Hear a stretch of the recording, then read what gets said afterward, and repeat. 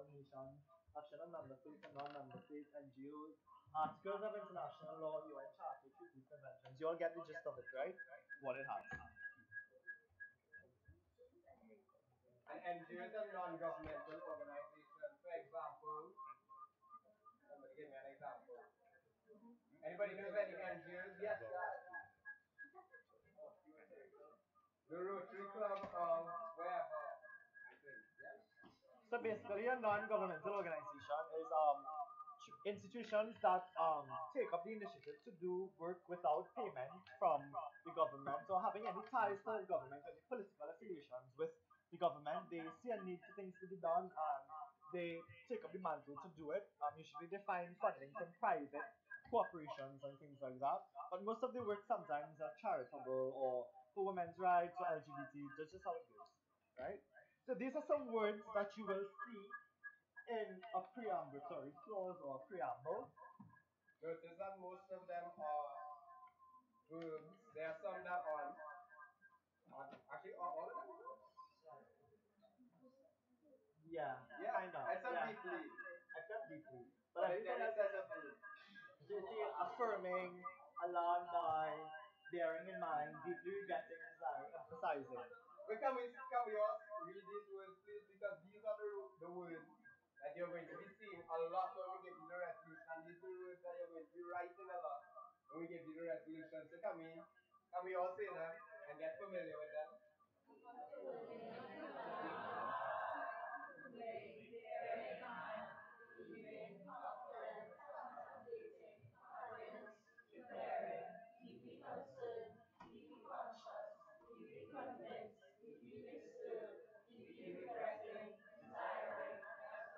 And because I want to see the world burn, I want to hear the right hand side of the room do that side, while the left hand side of the room does this side at Wait, the same time. you have other words. Oh, So, we have other words. Let's go.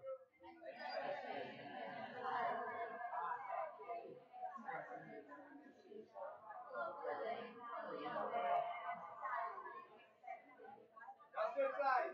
Go.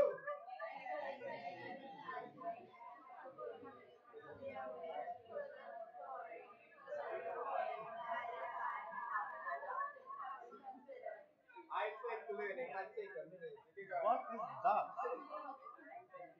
Some more words, but we're not gonna go through all. But when we get the slides to you, just feel free to use whatever words you want. They're all good once you know how to apply them.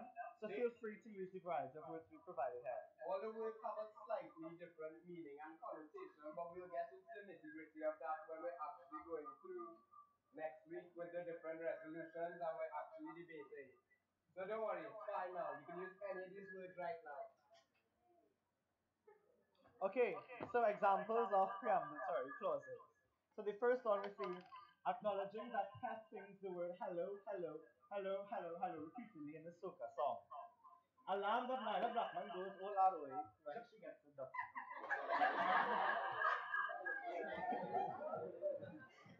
Okay, quiet down, quiet down. That's a little joke for y'all. Okay, so now we're going to do. Oh, go back there. Oh no, no. Go forward. Yeah. And forward again. And forward again. Yeah. Okay, so we're dealing with operative clauses now, right? So remember, you're asking what operative clauses, so we're going to do that now. So these are the most important clauses that you should pay attention to. This is where you're going to be doing most of your editing and composing of your own clauses, right? So these are action clauses. They reference and posit specific courses of action or responsibility of member states and or UN bodies towards any given situation, circumstances, or issue. So what do we understand by that? What does that line say? Someone stand up and explain it to me. Anybody? Anybody want to explain it? Someone from Asia. Since you all got cupcake. You all first.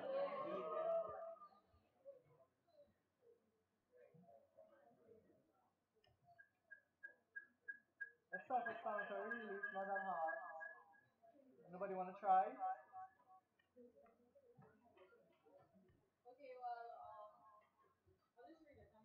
Okay. Yeah.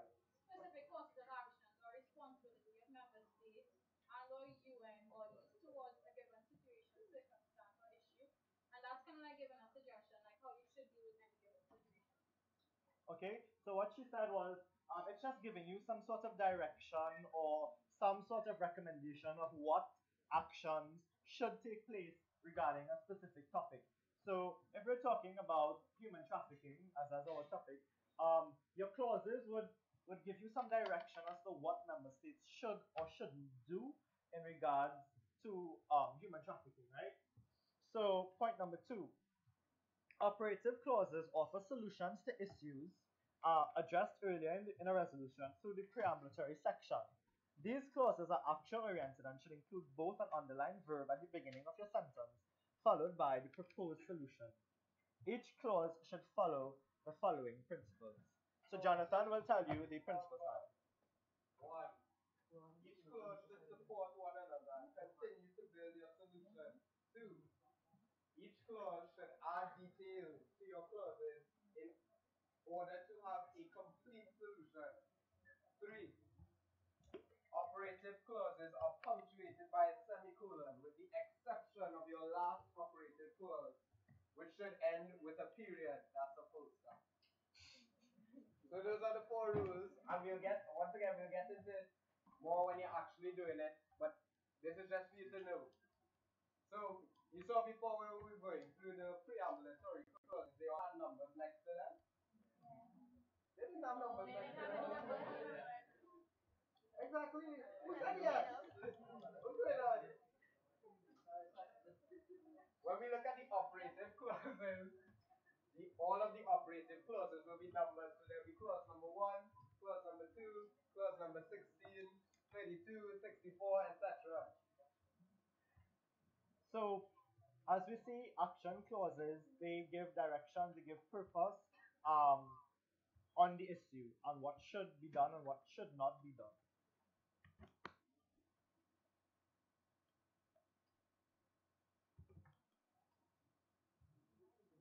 Okay, some words that you'll see in operative clauses, right? So these are some phrases again you can use when you're doing your clauses. So let's go left side. Wait, so the left side will start with accept and the right side will do confirm. Let's go. Separately, left first. What? That's for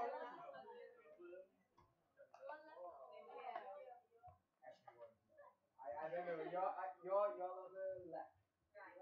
You're on the right. You will be the right. You're on our left. You're on our left. So left, our left. Start, Okay, please. so our left, you're right.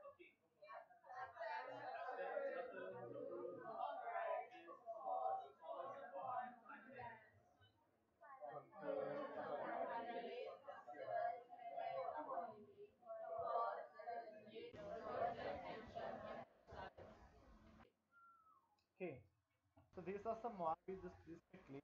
Encourages, endorses, expresses its appreciation, expresses its hope, further invites, deplores, designates, shows the attention, emphasizes, encourages, endorses, expresses its appreciation, expresses its hope, further invites, further proclaims, further reminds. So as we see, these are all action words again. They're all verbs. So when you use these words, it's because you are telling member states that, okay, this is what you should do. We further remind you that this is taking place. We further proclaim, we further emphasize, we draw your attention to this issue. Okay? All understand? Hold Okay. on 1 second. Can anyone tell me the difference? Yes, you are going to answer my question. Oh, sorry, go ahead. Why do they have words repeating? Because repetition is I don't know. Repetition is Sure. key. Right? So don't worry about it. Yeah. But can anyone tell me the difference between the words we did before with the preambulatory and these verbs here? Do they look any different to you? Anyone? Positive. One is positive. One is negative. What no? I heard from you already, so I'm gonna go. Yes. Someone from the left side, you're quiet. The operative clauses are more future. Future in what sense?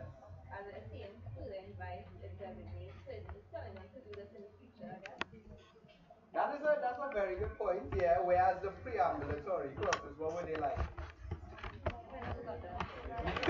They were kind of more. Forgot them. They were kind of more reminding you of what you know. More make observations.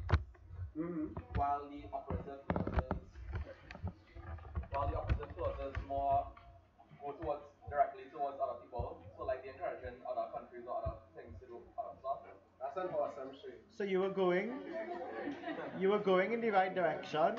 So basically, in the preambulatory clauses, it's kind of more emphasizing on what you already know, and we just being aware of what happens. But these these words, they're more for doing. They're more telling you that okay, this is what you should do. This is what we want to bring your attention to. This is what should be done. The rule of thumb for preambulatory clauses, it wouldn't hold up all the time. But a good rule of thumb is that preambulatory clauses usually end with ing. The verb starting it usually ends in ing. So, for example, encouraging, emphasizing, endorsing. I don't know any more words. Whereas approving, yes. Implementing. In what? Sorry? Implementing. Implementing. Whereas operative clauses do not have ing in them. So all of these end in s's. These are. Wait, what's the s's? What's wrong with? What's going on?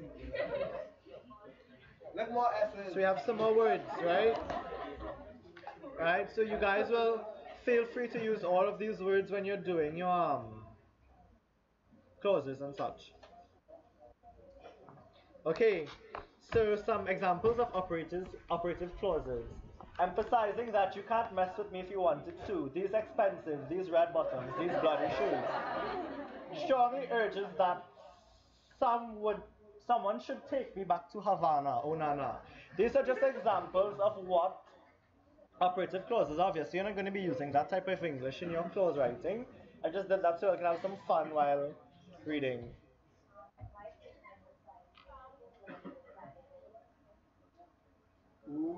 Pardon? It's just a matter of wordplay. No, you're wrong. Why? It should be emphasizes. Why? So why? That's operative. Yeah, but if I'm emphasizing you to do something, it's still operative. No, that's preambulatory. But it can work here as well. But it can work here as well, right? Okay, so it can work because it's a matter of tenses. It's just a matter of tenses. No, because this first clause gives information about emphasizing that you can't mess la la la la la. Whereas if you want operative clause, then it would be emphasizes. Okay, well then let's just say emphasizing that you can't mess with me if you wanted to. These expensive. This is red bottoms. This is body shoes. So don't do it. Am I telling you to do something now? And am I not telling you to do something now? So you can. So this is just an example as to you all had a good point of why it can be ing as opposed to s. But it all depends on how you state and how you structure it. So by me leaving out, don't do it, it's more of a preambulatory clause than had I added, do not do it to me, then it would have been giving you some sort of action. You guys got it?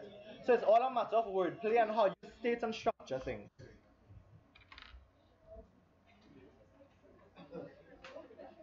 Now we're going to look at a sample resolution. A sample resolution.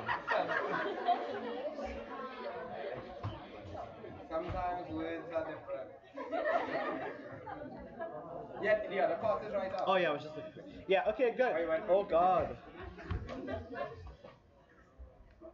So let's go to the sample resolution.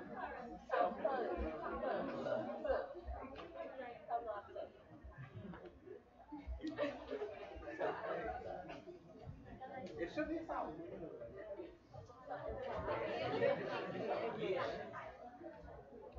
Right, was looking at me like she Okay, gonna good. kill me. So, here we have a sample resolution again. So we're gonna just try to recap everything we've done so far.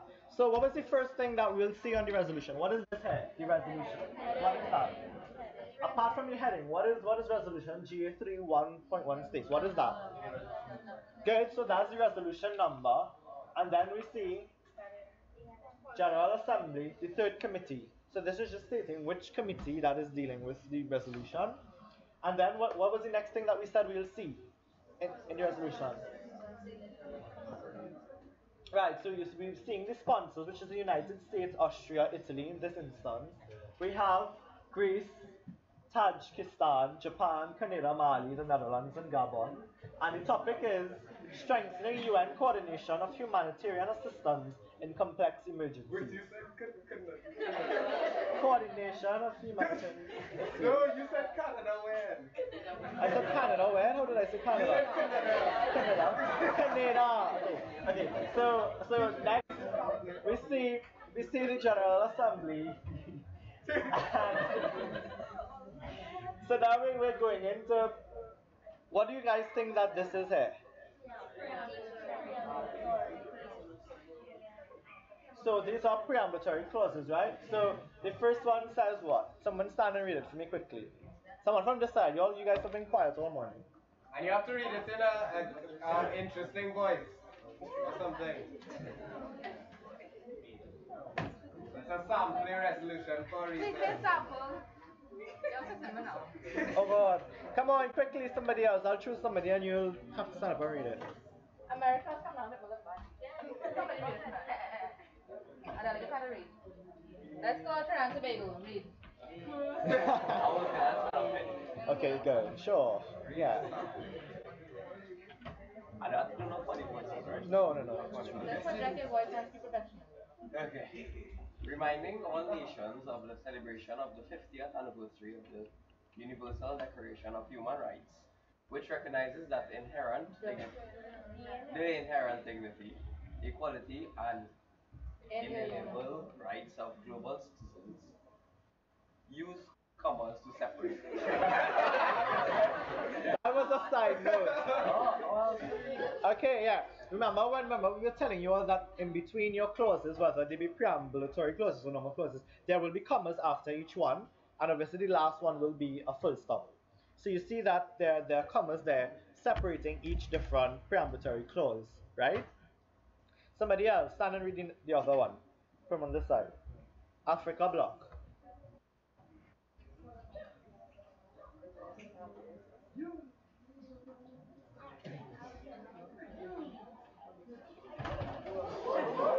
Careful. Reaffirming its resolution 33/1996 of 25th of July 1996, which encourages governments to work with the UN bodies aimed at improving the coordination and effectiveness of humanitarian assistance. Amen. Yeah, read the next one time. Noting with satisfaction the past efforts of various relevant UN bodies and non-governmental organizations. From this side now? Or just Nah, I'm not gonna make them read all. yeah, but Just do one from Europe and one from Asia. somebody from Europe. Look who's pronouncing stuff funny now, Jonathan.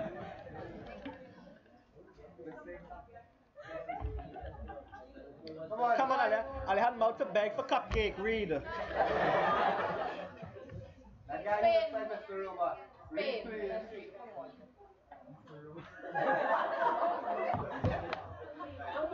All right, guys, quiet down now. Quiet down. He's gonna read.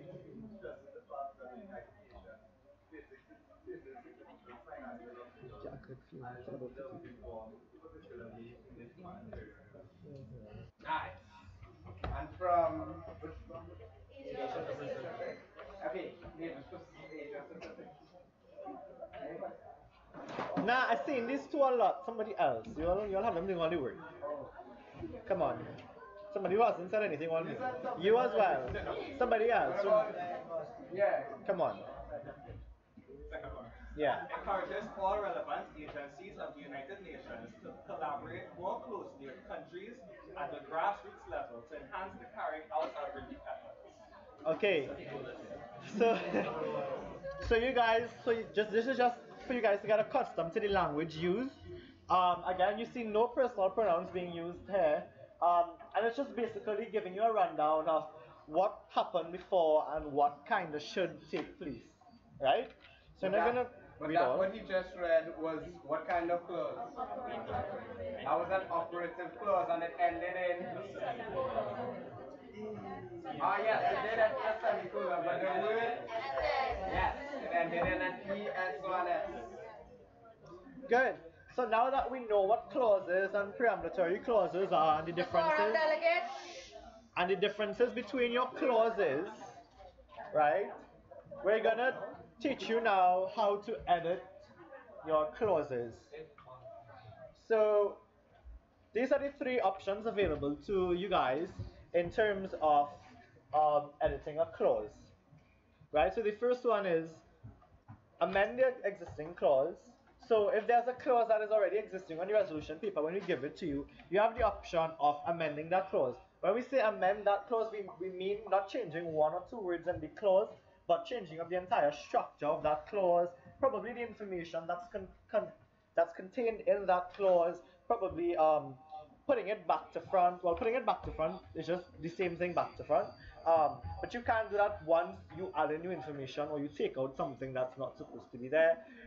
Um, the next thing that we have is adding a new clause entirely. So you have the option of writing your own clause entirely to add to the existing resolution. A lot of people more add their own clauses and amend the existing clauses as opposed to removing existing clauses. It can happen if you want to remove the existing clause, and obviously it's going to have a whole argument as to why the clause should be removed. But usually people amend the existing clauses or they add new clauses on their own. Jonathan, you have something to say? Well, some people in the back saying the font is too small. It's too small? So if the font is too small, we'll read it out for you. Is this any better, Nika? Go forward. No, that's the explanation. Oh, sorry. So, Yeah. so basically, this is amend the existing clause, add a new clause, or remove the existing clauses. You all will get it on your emails, right? So But just whatever listen he's to us. saying is he's explaining what's on the slide itself. So if it's training your eyes to see it, then you could look Just away, listen. close your eyes, listen.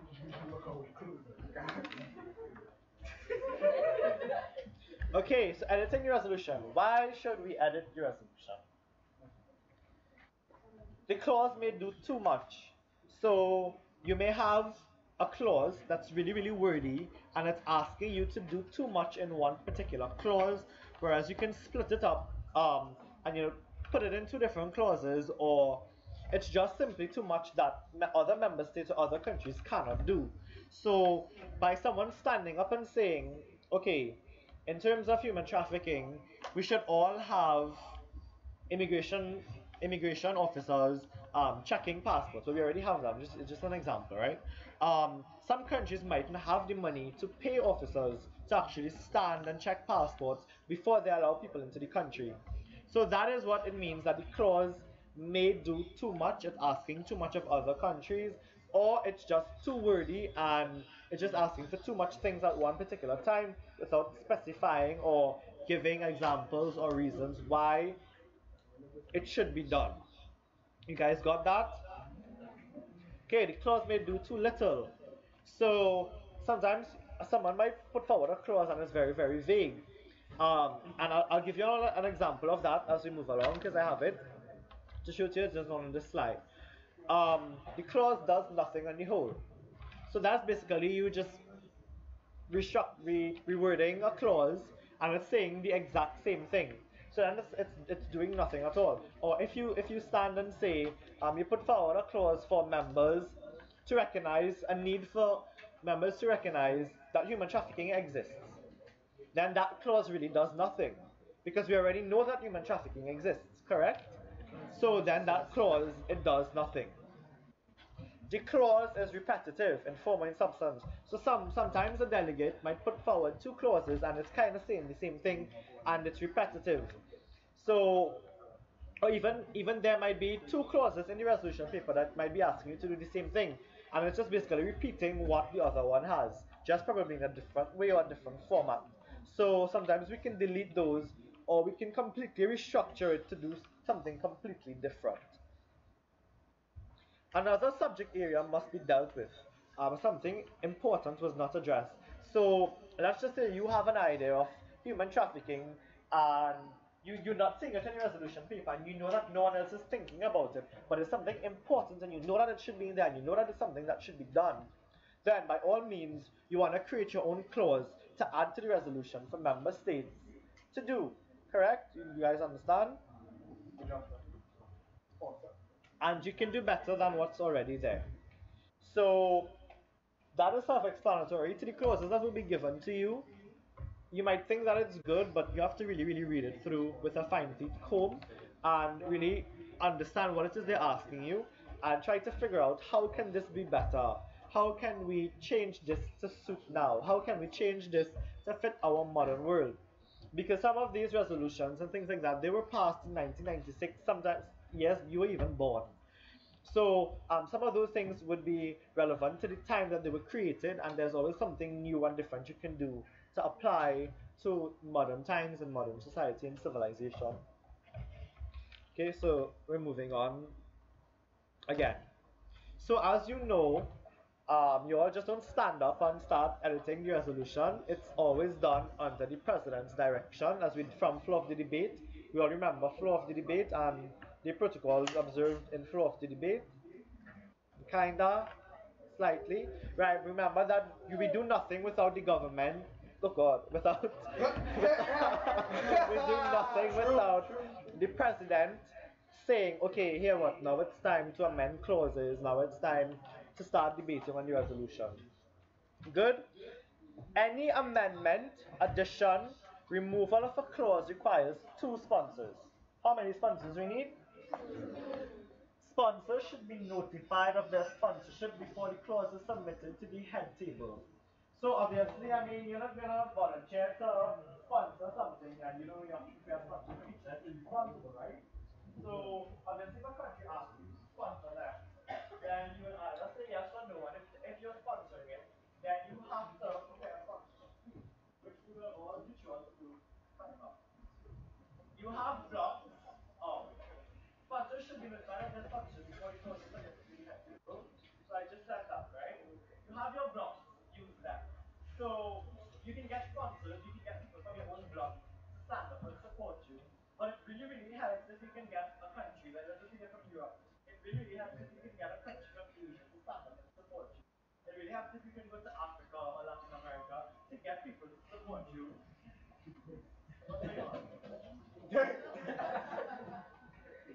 We don't want Europe in Africa.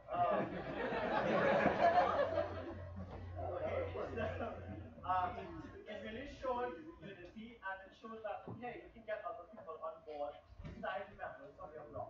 Make sure your sponsor's an ally, by the way. You don't want to give somebody a sponsor question and somebody who's not with you and not vote. That's very embarrassing because you'll get called out for it. Or on the flip side to that, if your sponsor is not your ally in real life, when you are saying that they are one of your sponsors, I want you to acknowledge your differences. So, for example, if let's use extreme examples, if America is being sponsored by Russia, America would not just get up and say, yes, our best friends Russia are sponsoring us. You see, although we do not agree with Russia,